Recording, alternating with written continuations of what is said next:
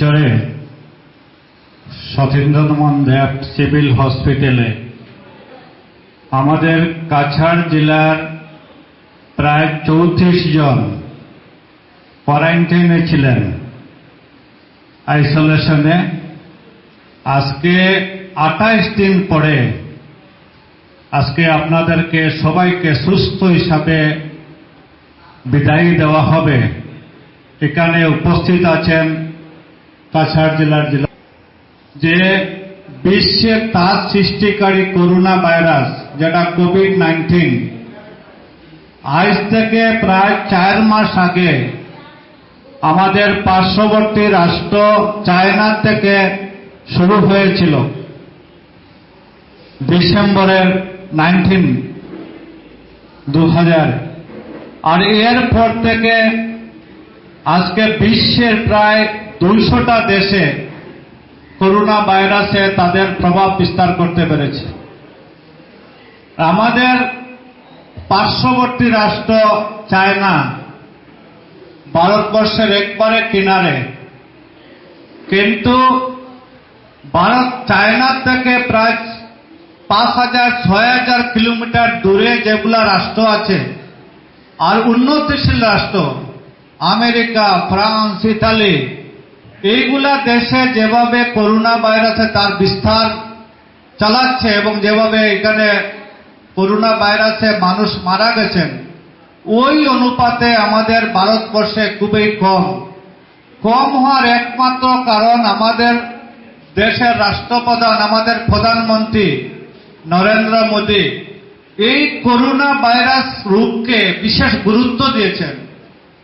এর জন্য প্রথম 22 মার্চে জনতা কারফিউ, এরপরে 24 মার্চে 21 দিনের লকডাউন, এরপরে আরো 19 দিনের লকডাউন, এখন দ্বিতীয় পর্যায়ের লকডাউন চলে।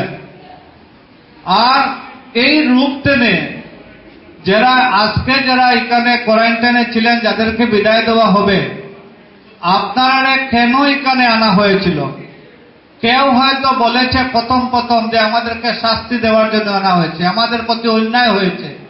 কিন্তু সত্যিকারে যদি আপনারা বিচার করেন, তাহলে এই 37 জনের মধ্যে যদি একজনের যদি করোনা ভাইরাস থাকত, তাহলে কি হতো?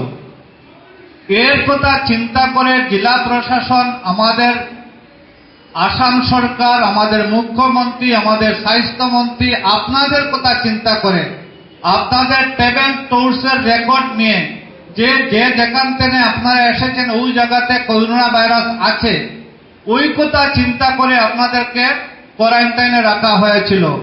এটা আপনাদের জন্য, আপনাদের পরিবারের জন্য, আপনাদের আত্মীয় স্বজনের জন্য, এই দেশের মানুষের জন্য, যাতে এই করোনা ভাইরাসতে যাতে আমরা মুক্ত থাকতে পারি, যাতে আপনারা দ্বারা ক্যারি করি ভাইরাস যাতে আপনার পরিবারের কেউর কাছে না যায়। এর জন্য আপনাদেরকে 28 দিন রাখা হয়েছিল। সাধারণত কোয়ারেন্টাইনের 14 দিন, কিন্তু যেখানে দিল্লির যারা ট্রাভেল রেকর্ড আছে, আমাদের সরকার, কেন্দ্রীয় সরকার এবং রাজ্য সরকারের সিদ্ধান্ত নিয়েছে যে 28 দিন, যাকে ভালো করে টেস্ট করে 28 দিনের ভিতরে অনেক সময় এই রোগটা ঘুরেছে, করোনা ভাইরাসের রোগী ধরা পড়েছে। এর জন্য আপনাদেরকে 28 দিন রাখা হয়েছে। আপনারা সুস্থ হয়েছেন। আর এর জন্য বিশেষ করে যদি ধন্যবাদ দিতে হয়, যে এই যে আমার সিভিল হসপিটালের যারা ডাক্তার, নার্স আছেন, তাদেরকে ধন্যবাদ দিতে হবে।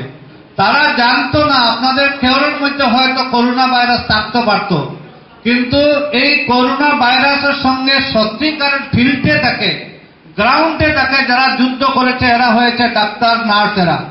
আমি আমার তরফ থেকে সিভিল হসপিটালের জয়েন্ট ডাইরেক্টর, সুপারিনটেন্ডেন্ট সহ সবাইকে আমি আমার তরফ থেকে এবং সরকারের তরফ থেকে আপনাদেরকে ধন্যবাদ দিচ্ছি। আপনারা মনের মতো সব রোগীকে আপনার পরিবারের সদস্যর মতো মনে করে আপনারা সেবা দিয়েছেন। আজকে এরা এখানে কেউ করোনা ভাইরাসের রোগী নাই, আপনারা সুস্থ হয়ে বলে যাবেন।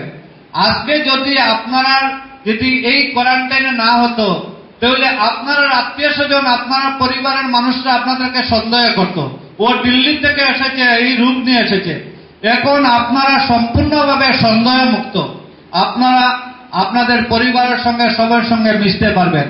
আর আপনারা আত্মীয় স্বজন পাড়াপড়শিরা আপনাদেরকে মুক্ত হস্তে আপনাদেরকে গ্রহণ করবে, আর না হলে আপনারা সন্দেহের পাত্র থাকতেন। যাই হোক, আজকে আমাদের জেলা উপায়ুক্ত এখানে আছেন। আমি যদিও আমাদের জেলা উপায়ুক্ত মহিলা, কিন্তু আমরা দেখেছি যে পুরুষ তেমন কম নয়, এত বেশি অ্যাক্টিভলি রাত্রে 12টা-1টার সময় আমরা রাস্তাতে পেয়েছি। আমরা যারা জনপ্রতিনিধি, আমরা অনেক সময় বলতাম যে আপনি একটু ভয় করুন, যে করোনা হয়তো আপনাকে অ্যাটাক করতে পারবে। তখন বললেন যে আমি এই জেলার প্রশাসক, এই জেলার আমি যদি করোনাকে ভয় করি তাহলে আমি মানুষকে কি বিশ্বাস দিব। আমি আমার জেলা উপায়ুক্ত মহোদয়কে আমি ধন্যবাদ দিচ্ছি, বিশেষ করে পুলিশ প্রশাসনকে আমি ধন্যবাদ দিচ্ছি। আর আজকে মিডিয়ার বাইরা যেভাবে করোনা ভাইরাসকে মানুষের কাছে তুলে ধরেছে, এদের জন্য আপনাদেরকে ধন্যবাদ দিচ্ছি। আজকে আপনাদেরকে সবাইকে আমরা উত্তরীতি আপনাদেরকে বিদায় দিব। আপনারা এতদিন আমাদের অতিথি ছিলেন, আজকে আপনাদেরকে আমরা বিদায় দেব। এই বলে আমার বক্তব্য আমি শেষ করছি। ধন্যবাদ।